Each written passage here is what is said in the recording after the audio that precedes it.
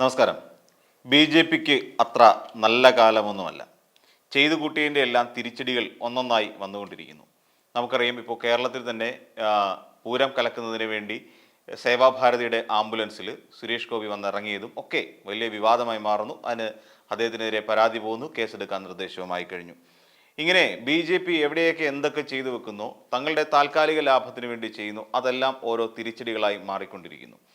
ഹരിയാനയിൽ തന്നെ ഇപ്പോൾ സങ്കൽപത്ര ഇറക്കിയിട്ടൊന്നും വലിയ കാര്യമുണ്ടെന്ന് തോന്നുന്നില്ല. കാര്യം ഹരിയാനയിലെ ജനങ്ങളെ ഇനി എന്ത് പറഞ്ഞിട്ടാണെങ്കിലും ഈ പറയുന്ന സൈനിക്ക് കബളിപ്പിക്കാൻ പറ്റില്ല. അതോടൊപ്പം ദേശീയ അധ്യക്ഷൻ JP നദ്ദയ്ക്കും. എന്നാൽ പുതിയ വാർത്തകൾ ബാംഗ്ലൂരുവിൽ നിന്നാണ് വന്നുകൊണ്ടിരിക്കുന്നത്. ബംഗളൂരുവിൽ നിന്ന് വരുന്ന വാർത്തകൾ കേൾക്കുമ്പോൾ ഒരു പക്ഷേ നമുക്ക് ഞെട്ടലുണ്ടാക്കും. അതിനു മുമ്പ് നിർമ്മലാ സീതാരാമനെ കുറിച്ച് ഒന്ന് പറയാം. നിർമ്മലാ സീതാരാമൻ രാജ്യത്തെ ധനകാര്യമന്ത്രിയാണ് എന്ന് നമുക്കെല്ലാം അറിയാം. തുടക്കത്തിൽ തെരഞ്ഞെടുപ്പുകളിലൊന്നും മത്സരിക്കുന്നില്ല എന്നുള്ള വിവരമായിരുന്നു രാജ്യത്തെ മുഴുവൻ ഞെട്ടിച്ചുകൊണ്ട് വന്നത്. നിർമ്മലാ സീതാരാമൻ ഇത്തവണ തെരഞ്ഞെടുപ്പിൽ മത്സരിക്കുന്നില്ല. അത് നദ്ദാജി നിർമ്മലാ സീതാരാമന് ആന്ധ്രയിലും തമിഴ്നാട്ടിലുമൊക്കെ ഓരോ സീറ്റ് വാഗ്ദാനം ചെയ്തു. നിങ്ങൾ ഏതെങ്കിലും ഒരു സീറ്റിൽ പോയി മത്സരിക്കൂ. പക്ഷേ നിർമ്മലാ സീതാരാമൻ അതിന് നൽകിയ വിശദീകരണം, എൻ്റെ കയ്യിൽ പണമില്ല, ഞാൻ ഉപയോഗിച്ച പണം എൻ്റെ രാജ്യത്തിൻ്റെ പണമാണ്, അതുകൊണ്ട് ഒരു ധനകാര്യമന്ത്രി എന്നുള്ള നിലയിൽ മാത്രമാണ് എനിക്കുള്ള പ്രസക്തി, അതുകൊണ്ട് ആ പണം എൻ്റേതല്ല, അതുകൊണ്ട് ഇത്തവണ തെരഞ്ഞെടുപ്പിൽ മത്സരിക്കാൻ എൻ്റെ കയ്യിൽ പണമില്ല. പിന്നെ മറ്റൊരു കാര്യം കൂടി പറഞ്ഞു, JP നദ്ദ ഓഫർ ചെയ്ത സീറ്റുകളിൽ എല്ലാം വിജയത്തെ നിർണ്ണയിക്കുന്നത് ജാതിയും മതവുമാണ്, അതുകൊണ്ട് അത്തരം പ്രലോഭനങ്ങളിൽ നിന്ന് ഉൾപ്പെട്ട് ഇനിയും എൻ്റെ ജീവിതം മുന്നോട്ട് കൊണ്ടുപോകാൻ ഞാൻ തയ്യാറല്ല, അതുകൊണ്ട് ഞാൻ തൽക്കാലം തെരഞ്ഞെടുപ്പിൽ മത്സരിക്കുന്നില്ല എന്നായിരുന്നു. അതിനുശേഷം അത് കഴിഞ്ഞു, തെരഞ്ഞെടുപ്പിൻ്റെ ഇതെല്ലാം കഴിഞ്ഞു. തെരഞ്ഞെടുപ്പിൻ്റെ ഇതിലൊക്കെ കഴിഞ്ഞപ്പോഴത്തേക്ക് നിർമ്മലാ സീതാരാമൻ്റെ അടുത്ത പ്രസ്താവന വരുന്നു, ഞാൻ BJP അധികാരത്തിൽ വന്ന് ഈ പറയുന്ന പോലെ ധനകാര്യമന്ത്രി ആയിക്കഴിഞ്ഞാൽ അപ്പോൾ എന്ത് ചെയ്യുമെന്നറിയാമോ? സുപ്രീം കോടതി ഇടപെട്ട് വേണ്ട, അരുത് എന്ന് പറഞ്ഞ ഇലക്ടറൽ ബോണ്ട് എന്ന് പറയുന്ന സംവിധാനത്തെ പുതിയ രൂപത്തിലും ഭാവത്തിലും നമ്മുടെ രാജ്യത്തിലെ ജനങ്ങളുടെ നന്മയ്ക്ക് വേണ്ടി അവതരിപ്പിക്കും എന്നുള്ള ഒരു വലിയ പ്രഖ്യാപനം കൂടി നിർമ്മലാ സീതാരാമൻ നടത്തിയിരുന്നു. നമുക്കറിയാം, ഈ കഴിഞ്ഞ കാലഘട്ടങ്ങളിലെല്ലാം നിർമ്മലാ സീതാരാമൻ്റെ ഭർത്താവായ പരകാല പ്രഭാകർ നടത്തിക്കൊണ്ടിരുന്ന രാജ്യത്തിൻ്റെ ധനകാര്യമായിട്ടുണ്ടായ മോശാവസ്ഥയെക്കുറിച്ച്, രാജ്യത്തിൻ്റെ സാമ്പത്തികമായ തളർച്ചയെക്കുറിച്ച് ഒക്കെ നമുക്കറിയാം. ഇവിടെ നമുക്കറിയാവുന്ന പോലെ പെട്രോളിൻ്റെയും ഡീസലിൻ്റെയും ഒക്കെ വില കുത്തനെ ഉയർന്നുകൊണ്ടിരിക്കുന്നു. തെരഞ്ഞെടുപ്പ് വരുമ്പോൾ മാത്രം 1-2 രൂപ കുറയ്ക്കും.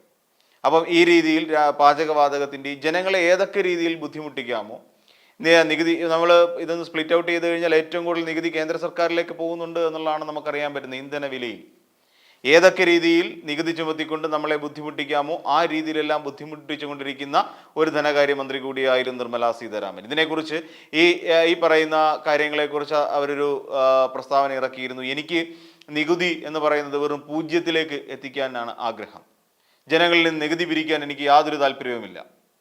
പക്ഷേ നമ്മുടെ രാജ്യത്തിൻ്റെ വികസനത്തിനും സാങ്കേതിക ആവശ്യങ്ങൾക്കുമൊക്കെയായി നികുതി പിരിച്ചേ പറ്റൂ എന്നുള്ള അവസ്ഥയിൽ എത്തിക്കഴിഞ്ഞിരിക്കുന്നു. ഇതായിരുന്നു നികുതിയെക്കുറിച്ചും നികുതി പിരിവിനെക്കുറിച്ചും ഒക്കെയുള്ള നിർമ്മലാ സീതാരാമൻ്റെ അഭിപ്രായം. അതിനു മുമ്പ് നമുക്കറിയാം, അൽഫോൺസ് കണ്ണന്താനം എന്ന് പറയുന്ന ഒരു സഹമന്ത്രി ഉണ്ടായിരുന്നു. അദ്ദേഹത്തിനോട് നികുതിയെക്കുറിച്ച്, ഈ പെട്രോൾ ഡീസൽ വില വർധനവിനെ കുറിച്ച് പറഞ്ഞപ്പോൾ അദ്ദേഹം പറഞ്ഞ മറുപടി നമുക്കറിയാം, നമുക്ക് കക്കൂസുകൾ വേണ്ടേ, ആ കക്കൂസുകൾ നിർമ്മിക്കുന്നതിന് വേണ്ടിയിട്ടാണ് ഞങ്ങൾ ഈ നികുതി പണം ഉപയോഗിക്കുന്നത്, ഇല്ലെങ്കിൽ വില വർദ്ധിപ്പിച്ച് നികുതി പണം ഉപയോഗിക്കുന്നത്. എത്ര മനോഹരമായ ഒരു വിഷനാണ് എന്ന് ആലോചിച്ച് നോക്കുക. BJP-ക്കാർ അന്ന് മുതലേ ഇങ്ങനെ പല വിഷൻസ് ഇങ്ങനെ അവതരിപ്പിച്ചുകൊണ്ടിരിക്കുകയാണ്. കക്കൂസ് നിർമ്മിക്കുന്നതിന് വേണ്ടിയിട്ട് നമ്മുടെ പെട്രോളിൻ്റെ ഡീസലിൻ്റെ വില വർദ്ധിപ്പിക്കുക. നമ്മളാരും സാധാരണക്കാരല്ല എന്നായിരുന്നു അദ്ദേഹത്തിൻ്റെ കണ്ടെത്തൽ. കാര്യം നമ്മുടെ എല്ലാവരുടെയും വീട്ടിലൊരു 2 വീലറെങ്കിലും ഉണ്ടാകും. ഈ 2 വീലർ പോയിട്ട് മര്യാദയ്ക്ക് ജീവിതം തള്ളി നീക്കാൻ പോലും കഴിയാത്ത എത്രയോ അധികം ആളുകൾ നമ്മുടെ രാജ്യത്തുണ്ട് എന്നത് അൽഫോൺസ് കണ്ണന്താനം മറന്നുപോയി. അദ്ദേഹം IAS-കാരനൊക്കെ ആയിരിക്കും, കാര്യം ശരിയാണ്. പക്ഷെ അത് അദ്ദേഹം മറന്നുപോയി. വിദേശത്തു നിന്നുള്ള ആരെങ്കിലും അതിഥികൾ, ഒരു രാഷ്ട്രതന്ത്രജ്ഞൻ എത്തുമ്പോൾ അവർ കാണാതിരിക്കാൻ വേണ്ടി ചേരികൾ മതിൽ കെട്ടി മറയ്ക്കുന്ന ഒരു രാജ്യമാണ് നമ്മളുടേത് എന്നുള്ളത് നമ്മൾ കാണാൻ മറന്നു പോകുന്നു. അപ്പോൾ ഇങ്ങനെ എല്ലാ രസകരമായ സംഭവങ്ങളാണ് നടന്നത്. ഇതിൻ്റെ ഇടയ്ക്കാണ് സങ്കൽപത്ര എന്ന് പറയുന്ന ഒരു പത്രവും കൊണ്ടുവരുന്നത്. ഇനിയുള്ള കാലം മറ്റൊരു രാഷ്ട്രീയത്തിൻ്റെതാണ്, കോൺഗ്രസ് രാഷ്ട്രീയത്തിൻ്റെതാണെന്ന് തിരിച്ചറിവിലേക്ക് BJP എത്തേണ്ടിയിരിക്കുന്നു എന്നുള്ളതാണ് പറയാനുള്ളത്. ഇനി നിർമ്മലാ സീതാരാമൻ്റെ ബാക്കി വിശേഷങ്ങളിലേക്ക് പറയാം. നിർമ്മലാ സീതാരാമൻ ഇലക്ട്രൽ ബോണ്ട് പുതിയ രൂപത്തിലും ഭാവത്തിലും ജനങ്ങളുടെ നന്മയ്ക്ക് വേണ്ടി അവതരിപ്പിക്കുമെന്ന് ഒരു പ്രഖ്യാപനം നടത്തി. നിർമ്മലാ സീതാരാമൻ ജയിക്കാതെ പോലും നിർമ്മലാ സീതാരാമനെ നമ്മുടെ ധനകാര്യമന്ത്രിയായി അവതരിപ്പിച്ചു.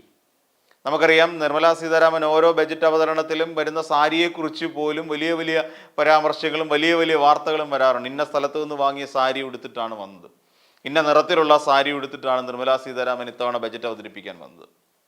ഇപ്പോൾ ബംഗളൂരുവിൽ നിന്ന് വളരെ സവിശേഷപ്പെട്ട ഒരു വാർത്ത വരുന്നു. ബംഗളൂരുവിൽ ഒരു പ്രത്യേക കോടതി നിർമ്മലാ സീതാരാമനെതിരെ FIR ഇടാൻ ഉത്തരവിട്ടിരിക്കുകയാണ്. അത് കൊടുത്തിരിക്കുന്നത് തിലക് നഗർ പോലീസ് സ്റ്റേഷനോട് ആവശ്യപ്പെട്ടിട്ടുണ്ട്. എത്രയും വേഗം നിർമ്മലാ സീതാരാമനും JP നദ്ദ അടക്കമുള്ള ദേശീയ നേതാക്കൾക്കെതിരെയും പിന്നെ അതോടെ കർണാടക BJPയുടെ അധ്യക്ഷനായ നളിൻ കുമാർ കട്ടീലിനെതിരെയും പിന്നെ BY വിജയേന്ദ്ര എന്നിവർക്കെതിരെയും FIR ഇട്ട് അന്വേഷണം നടത്തണം എന്നുള്ള ഉത്തരവ് വന്നിരിക്കുന്നു.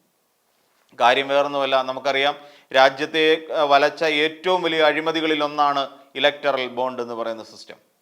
ഇതിനെതിരെ രാഷ്ട്രീയ കക്ഷികളുടെ AAP വരെ ഇലക്ട്രൽ ബോണ്ട് വഴി വലിയ ഭീമൻ കുത്തക മുതലാളിമാരുടെ കയ്യിൽ നിന്ന് പണം പിടുങ്ങിയിട്ടുണ്ട് സംഘടനാ വളർച്ചയ്ക്ക് വേണ്ടിയിട്ട് എന്നുള്ളത് വിവരങ്ങൾ പുറത്തു വന്നു. ആ വിവരങ്ങൾ പുറത്തു വന്നപ്പോൾ ആദ്യം പറഞ്ഞു SBI പറഞ്ഞു ഞങ്ങൾ അങ്ങനെ ഇതൊന്നും പുറത്തുവിടാൻ താല്പര്യപ്പെടുന്നില്ല എന്നൊക്കെ പറഞ്ഞിരുന്നു. സുപ്രീം കോടതി പറഞ്ഞു മര്യാദയ്ക്ക് എൻ്റെ ഡീറ്റെയിൽ എല്ലാം കൊണ്ട് തന്നോളൂ എന്ന് ആവശ്യപ്പെട്ടു. അതിൻ്റെ ഫലമായിട്ട് കൊണ്ടുവന്ന് കൊടുത്തപ്പോൾ ഇതാ കിടക്കുന്നു, രാജ്യത്തെ ഒട്ടുമിക്ക രാഷ്ട്രീയ കക്ഷികളും പണം മറ്റേ കോർപ്പറേറ്റ് ഭീമന്മാരെ ഭീഷണിപ്പെടുത്തിയും ഒക്കെ മേടിച്ചിട്ടുണ്ട്. അതുകൊണ്ട് തന്നെയാണ് ഈ ഭീഷണിപ്പെടുത്തൽ എന്ന് പറയുന്നത് BJPക്കാരുടെ ഒരു പൊതു തന്ത്രമായി മാറിക്കഴിഞ്ഞിരിക്കുന്നു. അങ്ങനെ വലിയ കോർപ്പറേറ്റ് ഭീമന്മാരെ ഭീഷണിപ്പെടുത്തിക്കൊണ്ട് അവരുടെ പക്കൽ നിന്ന് ഇലക്ട്രൽ ബോണ്ട് ആവശ്യപ്പെട്ടു എന്ന പേരിലാണ്, ഇലക്ട്രൽ ബോണ്ട് വാങ്ങിയിട്ടുണ്ട് എന്നുള്ളതിൻ്റെ പേരിലാണ് ഇപ്പോൾ FIR ഇട്ട് അന്വേഷണം നടത്താൻ വേണ്ടി ഉത്തരവായിരിക്കുന്നത്. അതായത് ജനാധികർ സംഘർഷ പരിഷത്ത് എന്ന് പറയുന്ന ഒരു സംഘടനയുണ്ട്. അതിൻ്റെ ഉപാധ്യക്ഷനായ ആദർശ് അയ്യർ എന്ന് പറയുന്ന ഒരാളാണ് ഈ ഒരു സംഭവവുമായി ബന്ധപ്പെട്ട് പരാതി കൊടുത്തിരിക്കുന്നത്. ഈ പരാതിയിൽ കഴമ്പുണ്ട് എന്ന് മനസ്സിലാക്കിയ പ്രത്യേക കോടതിയാണ് ഇപ്പോൾ നിർമ്മലാ സീതാരാമനെതിരെ കേസെടുക്കാൻ ആവശ്യപ്പെട്ടിരിക്കുന്നത്. അതായത് രാജ്യത്തെ ജനങ്ങളെ വലച്ചുകൊണ്ടിരുന്ന അല്ലെങ്കിൽ രാജ്യത്തെ ജനങ്ങളെ ചൂഷണം ചെയ്തുകൊണ്ട് കോർപ്പറേറ്റ് ഭീമന്മാർ നേടിയെടുത്ത പണത്തെ ഭീഷണിപ്പെടുത്തി വാങ്ങി എന്നുള്ളതാണ് നിർമ്മലാ സീതാരാമൻ ചെയ്ത തെറ്റ്. ആ കുറ്റം ഇനിയും അന്വേഷണത്തിൻ്റെ പരിധിയിലാണ്.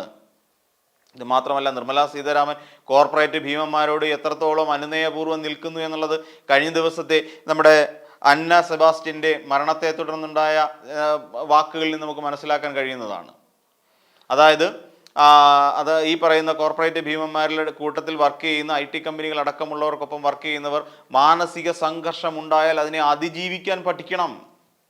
ഒരു ധനകാര്യ വകുപ്പ് മന്ത്രി, ഉത്തരവാദിത്തപ്പെട്ട ഒരു മന്ത്രിയായ വനിത പറയുന്ന വാക്കുകളാണ്. ആ സംഘർഷത്തെ നമ്മൾ അതിജീവിക്കാൻ പഠിക്കണം.